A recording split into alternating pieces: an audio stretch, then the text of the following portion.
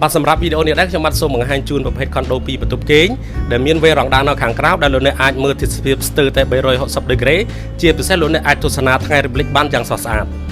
នេះគឺជាបន្ទប់ខុនដូ2បន្ទប់គេងដែលមានទំហំ126ម៉ែត្រការ៉េស្ថិតនៅចុងកែងនៃអគារទេសភាពទន្លេព័ទ្ធជុំវិញអាចមើលឃើញព្រះបរមរាជវាំងស្ពានជ្រោយចង្វា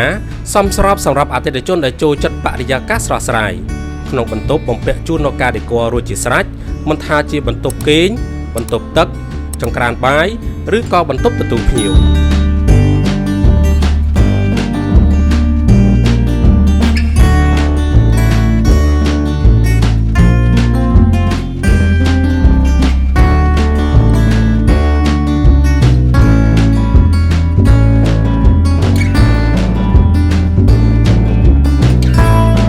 ដើម្បីទទួលបានព័ត៌មានកាន់តែលម្អិតទាក់ទងនឹងលក្ខខណ្ឌបង់ប្រាក់និងប្រម៉ូសិនផ្សេងៗមុនឱកាសបុណ្យចូលឆ្នាំប្រពៃណីជាតិខ្មែរសូមពុកម៉ែបងប្អូនឆាតចូលក្នុងប្រអប់ឆាត Page ឬលេខទំនាក់ទំនងដែលបងប្អូនបានបង្ហាញជូនសូមអរគុណ